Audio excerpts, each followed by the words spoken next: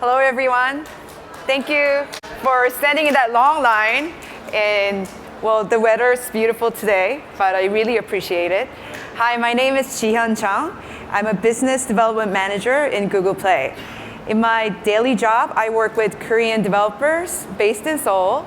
And internally, I lead a team of other BDs to help you guys do more better in your Go Global efforts, more focused on apps. In this session, I will talk about the opportunities of the APAC markets, especially focusing on Japan, Korea, Southeast Asia. You saw it on the title, but we'll be also talking about Taiwan and Hong Kong. And we will talk about the users in that market, also about experiences from other developers, success stories, and the tips and Google tools that you can go back home and start implementing right away. So I'm not the first one telling you this, but Google Play is truly a global platform, and you can reach almost anywhere in the world with Google Play. I would like to start with a quote that I really love. We hear developers say that Google Play has fundamentally changed the way how they do business. And in the case of Smart Study, the CEO gave this wonderful quote. They opened doors through Play, but went on beyond Play to maybe to YouTube and to retail presence and so on. So Google Play just was the trigger to expand their business globally.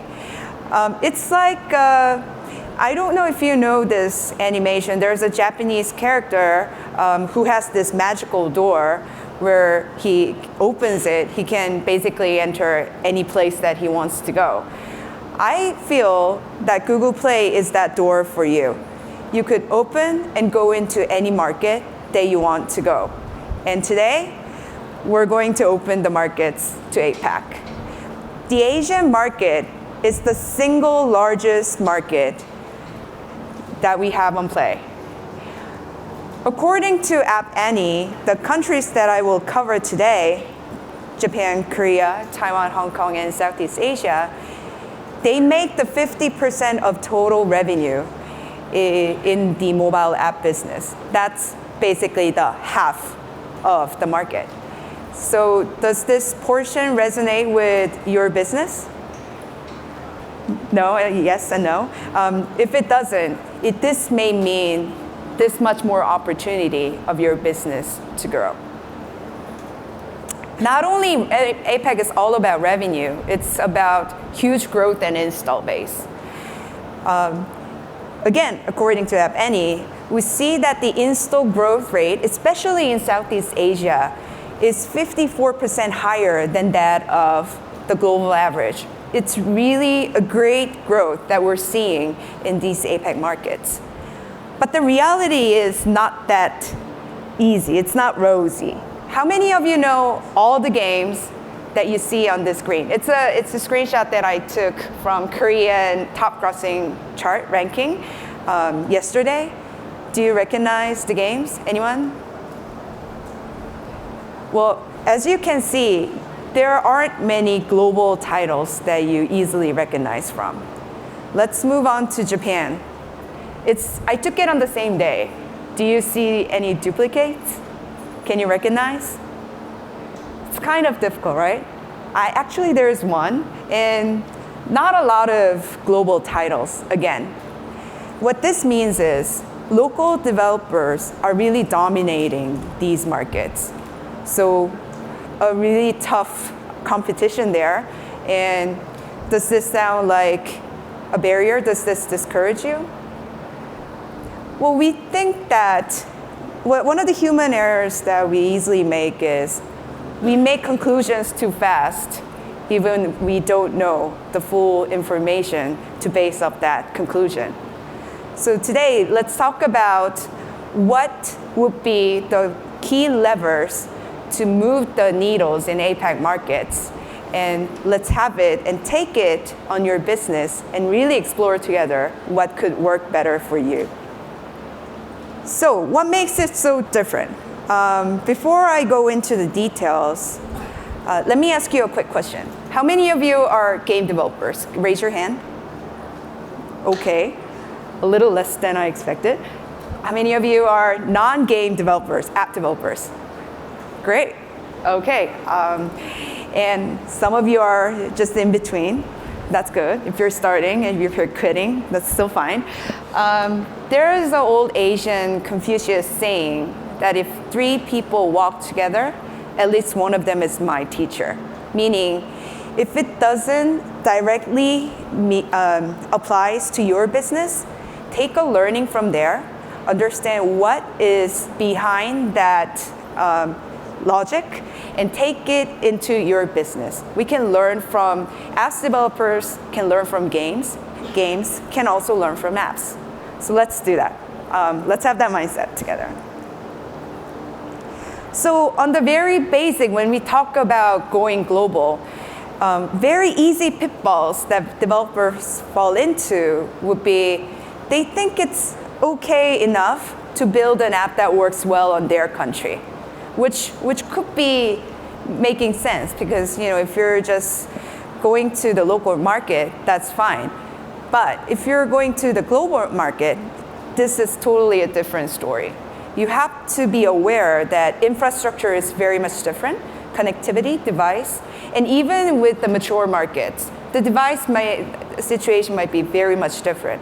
For example, I'm from Korea. Koreans love big screens. We call them phablets. And the economy could be different, even if the market seems good.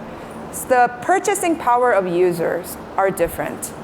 And sometimes, even though all these other technical themes seem okay, content policy could be something that could hold your service from really going into that market.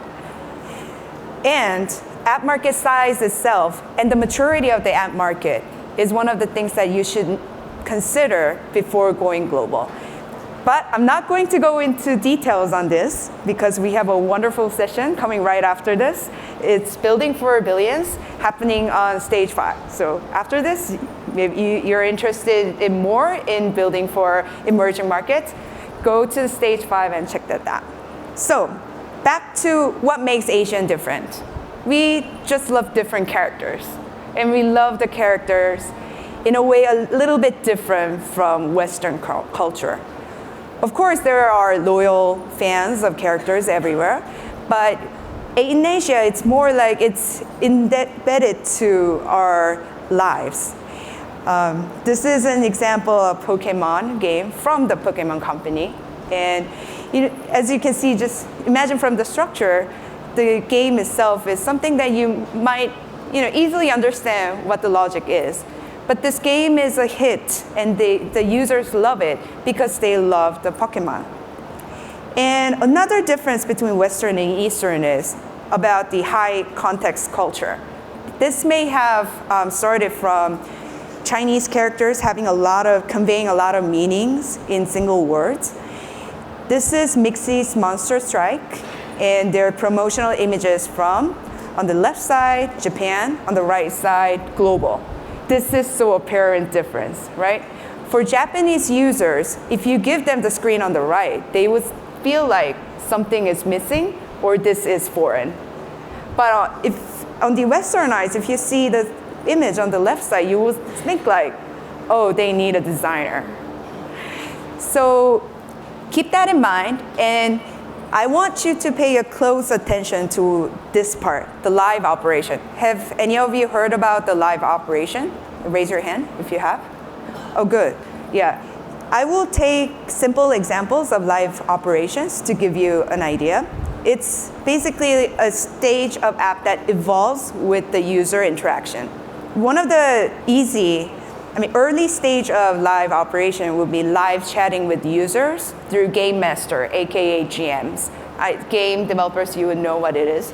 You have an account within the game and a chatting system within the game, and Game Master reaches out to users asking, I think you're enjoying this game, but you could even enjoy this game even more if you do this. Or they get their feedback. Like somebody would say, well, this game is getting kind of boring after stage 43. And then the game master could understand and take that and implement it in a way that could be more interesting to users. It's a very good way of engaging with the users. Recently, the successes we have seen in live operation is the collaboration with the IPs. This, again, is an example from Mix's Monster Strike. They partner with Japan's long-loved character, Evangelion, and they took the world of Evangelion and placed it in the game, and users, they just love it. And this is what keeps the users engaging and keeps new user inflow, even though game has been out there for more than several months. And live operations are doing events at the right moment, at the right time. You see, this is a revenue graph from an actual developer based in Korea and Japan. And you see a lot of spikes. That is not usual for other markets. And this is because we have direct carrier billing, which has a cap that refreshes on the first day of the month. So people are now, they have a budget that they can spend more on. And as you can see, the spike gets even bigger and bigger because developers who really do the live operations right take the moment and give the best of events and promotions that users cannot say no to. And it's the time where they have a willingness to pay, full willingness to pay. A good example would be in the Marvel Future Fight. I love this game. I've been having so much time finding the characters I love.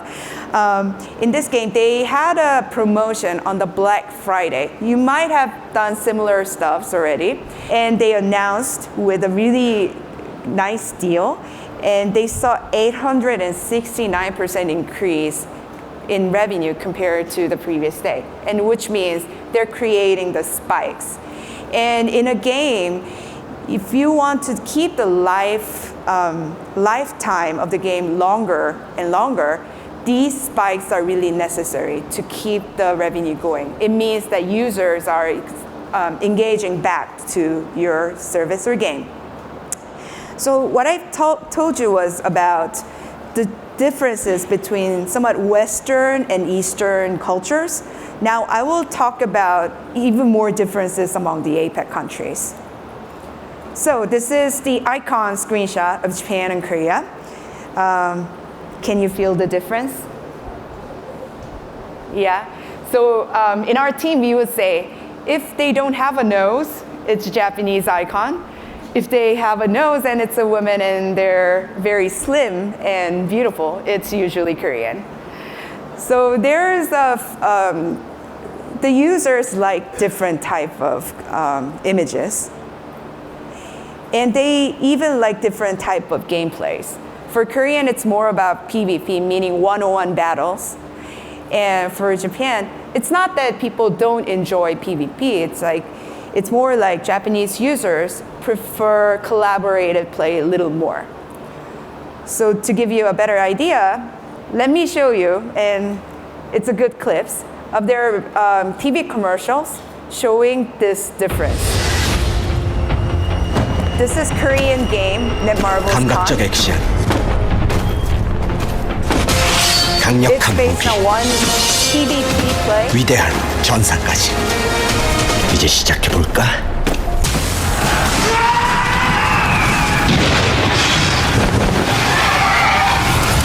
스타일리시 듀얼 액션 RPG. 상대가 되겠어? You are in Cone. So the video is very much focused on single person, right? And let's take a look at Mixie's TV commercial.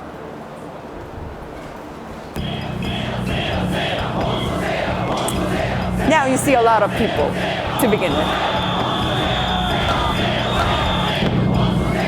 And they have incorporated this culture of Matsuri, which is festival, within the game to show that this is sort of a game that you can take the feeling of Matsuri into your phone and experience that collaborative play.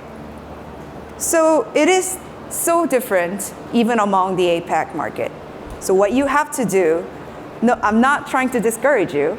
What I'm trying to tell you is you need to understand there could be even more differences in the markets where you don't know. And if you explore a little more, you'll be able to see and pick up these kind of little subtle differences that works well in these markets.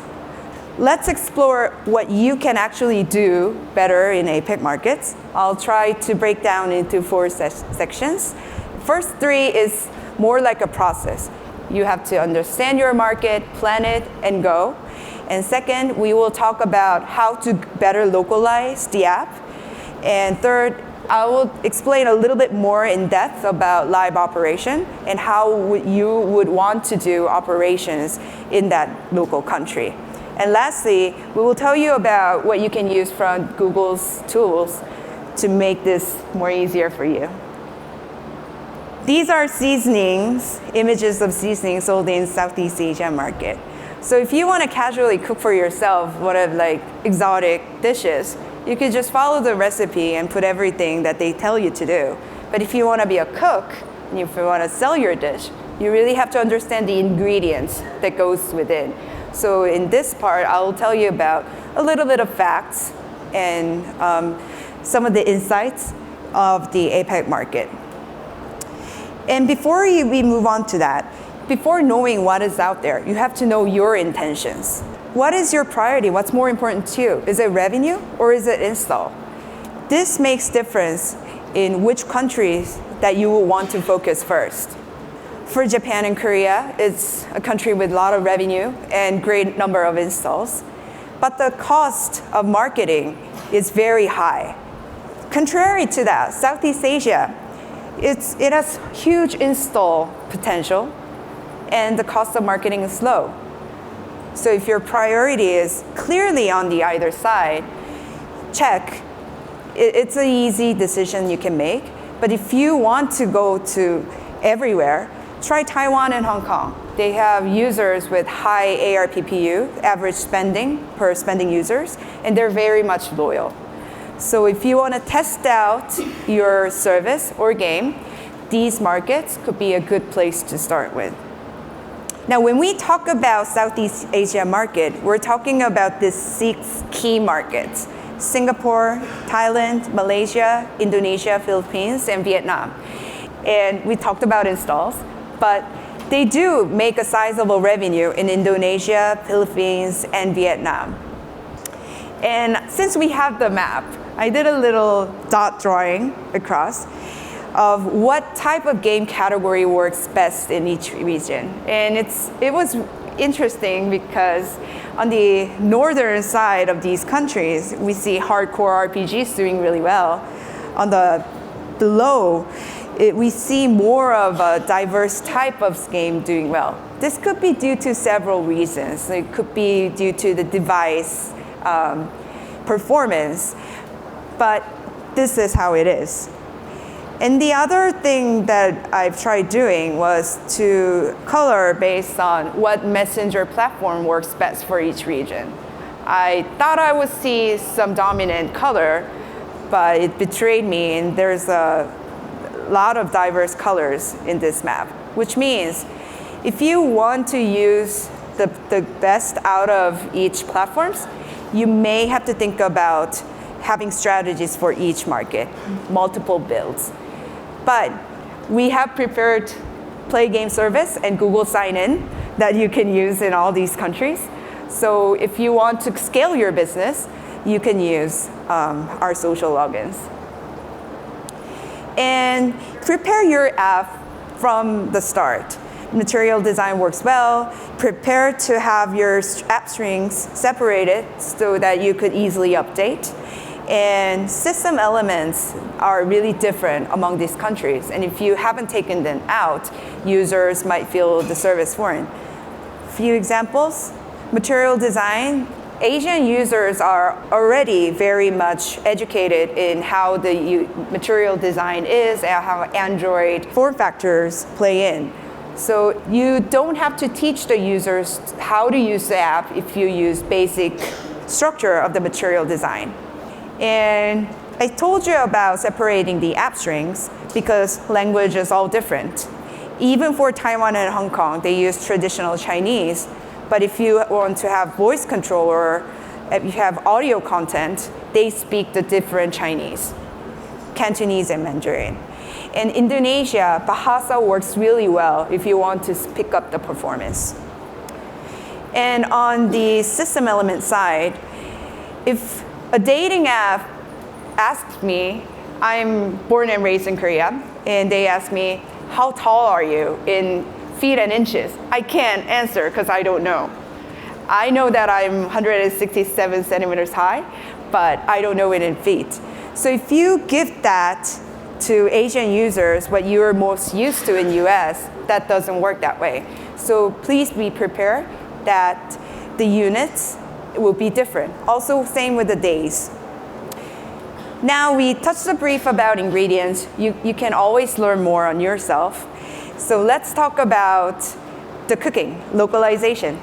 So when it comes to localization, we say that it is a process for those who are just starting to localize. If you're already an expert, just go dive into it.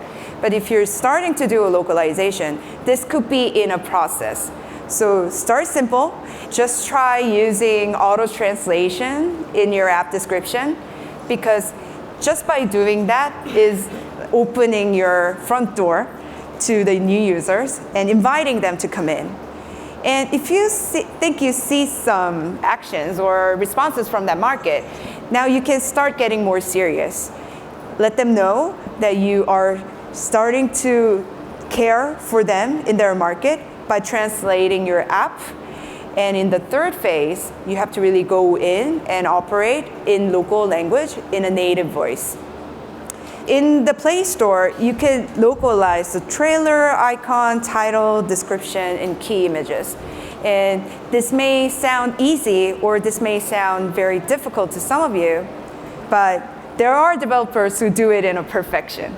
This is Polaris Office from Korea and their app promotional screen in Japan. My Japan colleague, Evan, right over there, he told me that it's hard for Japanese to even think about that this app is not from a Japanese developer, because they reached to a point of perfection. If you see in the image, they show the examples within the app in Japanese. And that sort of detail can lead users to feel more attached to the service.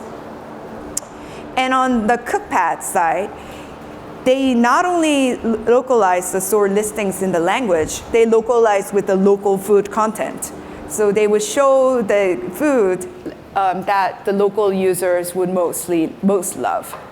And if you want to see the impact, 1Password, I've worked with the team. It's a Canadian team. I love the team. And it only took them 2 weeks to finish up their localization because they had it ready in their app strings. And right after that, they saw a 100% increase in install in Korean market.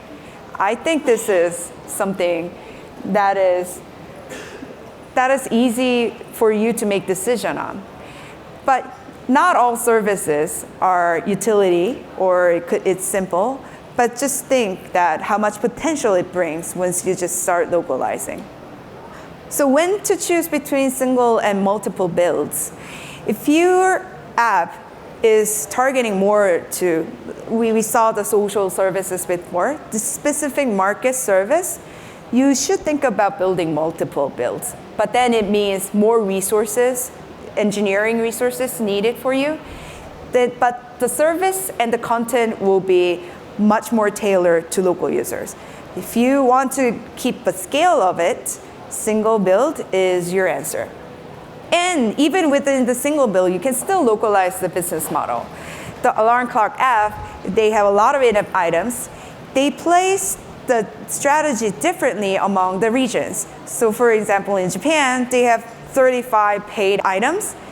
In contrary to Southeast Asian markets, they only have 15. But the ads frequency is very high in that market. So balance up your monetization strategy based on the country. And sub-dollar pricing works. We have enabled sub-dollar pricing in 18 countries in Google Play. And in those countries, I told you about the economy and the purchasing power of each country. And in some of the countries, $1 doesn't mean a single item. It means like your day's wage. So in that countries, lower your prices, and then you not only get more revenue, you get more engaging users. And if you're interested on earning money on Play, we have a session prepared 9 a.m. tomorrow morning. It's early, I know, it's the last day, but this is worth your time. Please go and check out. Okay, so you have understood the market, you have your app ready in perfect localization. Now, what's your next step? What do you have to do? Now you have to really dive into that sea, to that ocean with a high tide. Operate your app with the local voice. So Dominations by Nexon, they communicate with users in Japanese when they leave response in the reviews. And coming back to the Mixie's case on live operation, let me give you a little more detail about what they did. So on the first round of collaboration with Evangelion, they had 3-4 characters into the balls, which is the key of the game. And they created 4 stages that reflect the world in the animation. And they saw the record-breaking high number of users who simultaneously play the game, which is important for collaborative play games. And on the second round, they did it after 6 months. They even saw more higher engagement in users. The record was broken again. And this is how you start engaging users back to your service, even you've already have a collaboration again. And one other thing is, I did this with my Korean developers together. In Taiwan, there was a trend sometime, some of you may know this already. So like women would stand at the back on the wall with their back, and the guy will be hitting the wall, protecting or like getting onto the woman. And the hitting the wall was like a buzzword in Taiwan. And Korean developers caught this, and they created an in-app item specially for Taiwan market. And the result, users loved it. They saw 2 times more install just right after launching these new in-app items. And sometimes acquisition really helps. Cookpad acquired a lot of communities and startups in recipe and the cook service content business.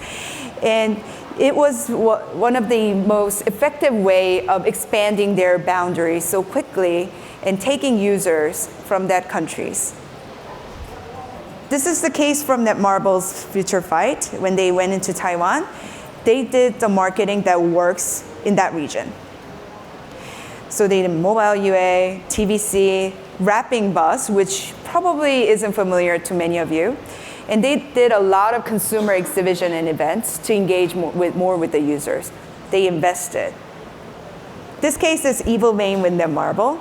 You could also collaborate with local celebrities or local influencers. In that way, users feel that through the local celebrity's image, that game or app service is more relevant to you. Alarman did a really creative CPG collaboration with a juice bottle. They had a QR code in the juice leading to the website where it showed about the app.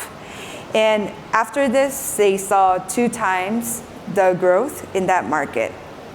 By now, I hope you have the chance to think about what you could start trying and what you could implement in your market. Let me tell you about the Google tools. If you're at the first stage of going global, use the APK translation service in our developer console. It is not a perfect quality, but it is good enough for the Localize. And we recently announced that if you have a local pricing, we now round up the currency to something that makes more sense in the local market. and you could price it in a way that you want.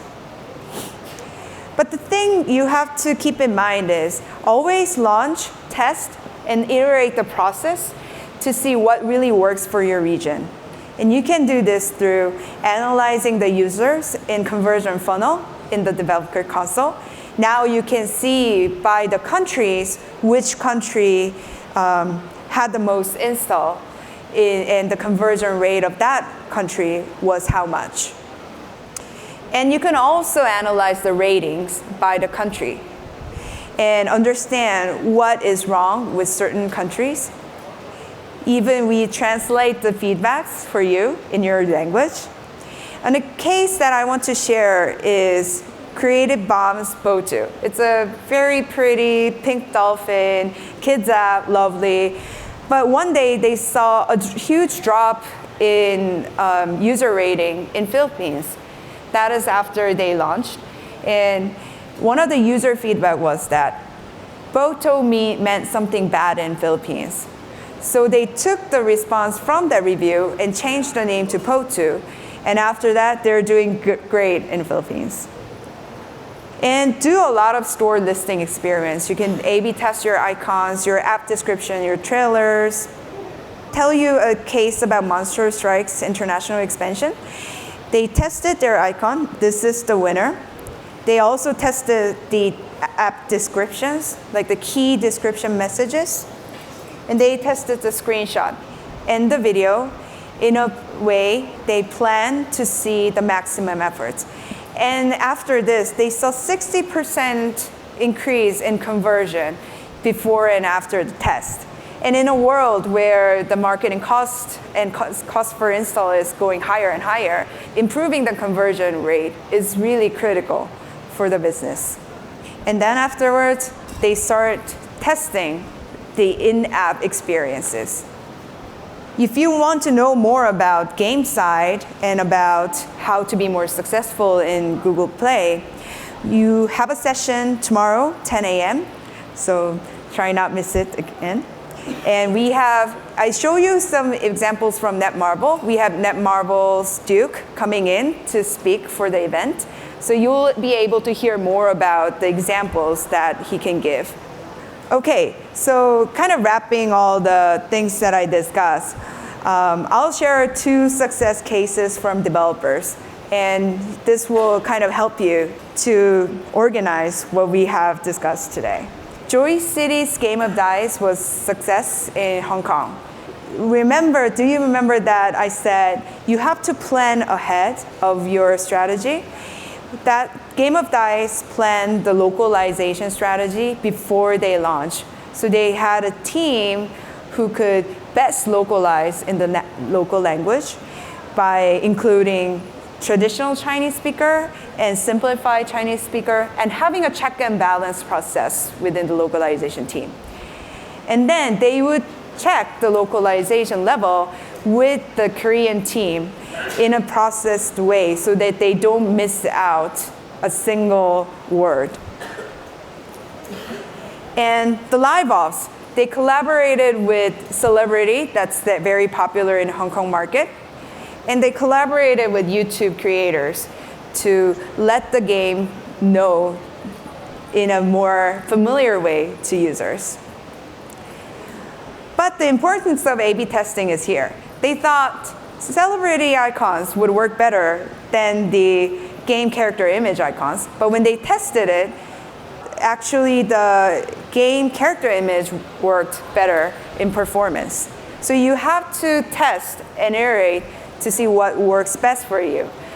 They did marketing that makes sense in the local markets.